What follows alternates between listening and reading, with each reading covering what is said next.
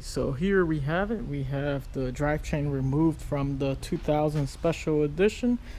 Like we said, we were going to be doing both subframes, complete with power plant frame, connecting them both together with the engine and transmission. As you can see, we took off a little bit more than what we'll need for this conversion right here. That way we'll just remove a couple of the items we don't need. We'll attach the items from the 95 that we will be using. And at this point, we'll also be replacing the spindles and the upper control arms to allow for the ABS sensors that came on the 95 M-Edition. And of course, we'll be using the BBS wheels from the 95 M-Edition. As you can see, this engine is really nice, absolutely no leaks, along with the transmission right here. The only work we'll have to do as far as replacing something will be back here on the differential housing. Whenever the cars take a hit in the rear, they always break right there. So we'll be able to replace that and get it good to go.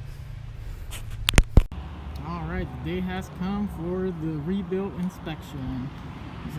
For the inspection, we don't need to have the car painted or anything like that. They just want to make sure that it is roadworthy. So hopefully with everything we've done to it, basically cleaning out the interior, we will be able to get the rebuild title for it and continue on with the process. As soon as we'll get back, we'll be stripping this car down.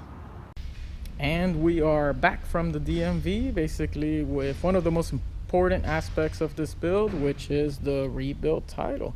So now that means this car can be legally registered for use on the roads, which means once that hurdle is over, we can now get to the real work that we need to do on the car.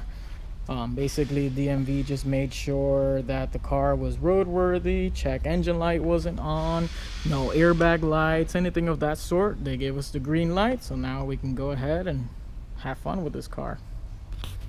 So what's next for us is to begin taking off the stuff that we're going to either replace or not use at all, and also prepare the car for the trip to the body shop.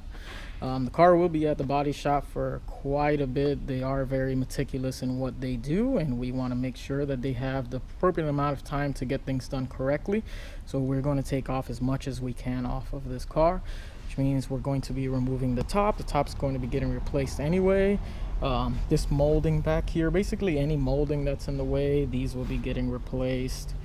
The mirrors will need to come off, so for that we'll take off the door panels. While we're in here, we're going to address a couple common Miata issues, which will be basically slow power windows. We'll show you guys how to get those taken care of, and just basically making sure we can take advantage of the time we have now to knock out anything that we can while the car is at the body shop. Stay tuned for the next video. In the next video, we'll have everything we need to take off the inside, off of the outside, and that's when we'll begin taking out the drivetrain components. We'll basically leave this car as a rolling chassis. We'll leave the subframes and the control arms on there for now. We'll put another set of wheels on there, so the car is completely gutted and ready for the body shop. And also, if you saw this in the background, stay tuned. We do have plans for another project for this car. This one is an 04 Mazda Speed with about 135,000 miles, runs and drives, and we'll have another project in store in the future for this one, so stay tuned.